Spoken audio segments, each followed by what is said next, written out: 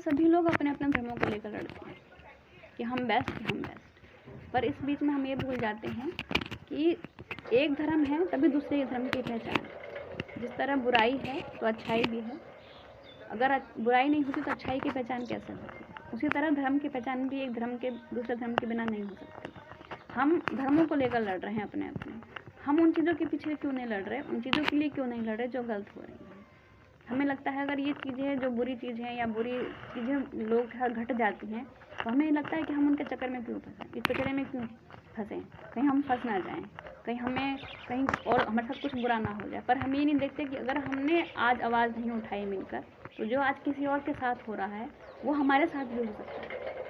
क्योंकि जो बुरा कर रहे हैं अगर हम उनको नहीं रोकेंगे तो उनकी बुरा करने की, उनकी जो बदमाशियाँ होती हैं करने की उन्हें हैबिट होती जा रही है, उसके आदी होते जा रहे हैं। उन्हें कोई ना कोई शिकार चाहिए, चाहे वो आपके घर से हो या हमारे घर से हो, उन्हें चाहिए।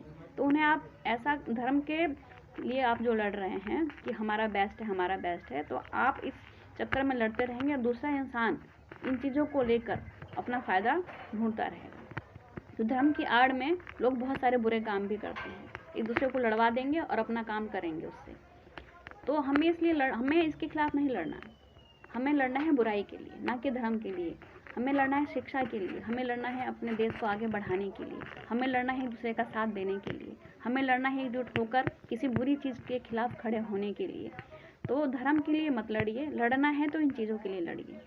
क्योंकि अगर हम एक साथ जुटकर खड़े हो जाएंगे उस दिन सारी बुराइयां अपने आप ही ख़त्म हो जाएंगी। क्योंकि एक सारी जनता अगर एक दिन जिस दिन मिल गई उस दिन सारी ही बुराइयां ख़त्म हो जाएंगी। हम ही लोग इतनी पावर देते हैं किसी पावरफुल इंसान को बनाने के लिए कि हमारा देश का डिसीजन कर सकता है। तो क्या हम एकजुट होकर अपने देश को नहीं संभाल सकते हो, उसे सही दिशा पर नहीं लेके जा सकते? इन बुराइयों को क्या ख़त्म नहीं कर सकते? जो हमारी बेटियों के साथ, बहुओं के साथ जो गलत काम करते हैं, क्या उन्हें हम रोक नहीं सकते? पर जब हम रोकेंगे तब ना, जब हम खुद रुकेंगे एक दूसरे से लड़ने के लिए।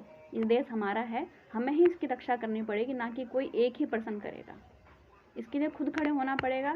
अगर हमें ये लगता है कि हम फंस जाएंगे, इस कचरे में क्यों पड़े, तो कोई हमारा क्या कर लेगा? क्योंकि हम तो अच्छे के लड़ रहे हैं। जब बुरे लोगों के लिए कोई कुछ नहीं कर रहा, उनके लिए भी डेट पे डेट दे दी जाती है कि अभी हम ढूंढेंगे, तलाश करेंगे कि गलती किसकी थी, तो हम तो अच्छे के लिए लड़ रहे हैं। तो हमारी भी तलाश होगी तो हम तो अच्छे ही निकलेंगे ना। तो हमें डरना क्यों है? हमें डरना है उन चीज़ों से कि हमारे देश को कोई बंटवारा ना कर दे, हमारे लड़ाई के चक्कर में कोई हमारा फ़ायदा ना उठा ले, ना कि अपने अपने लिए। एक साथ होकर लड़ना है।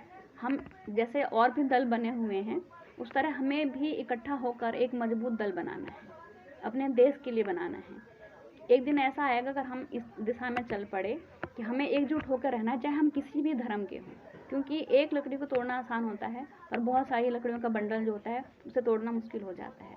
उसी तरह हमारी जब एकता रहेगी, हमें ना तो कोई तोड़ सकेगा, ना ही हमारा कोई फ़ायदा उठा सकेगा।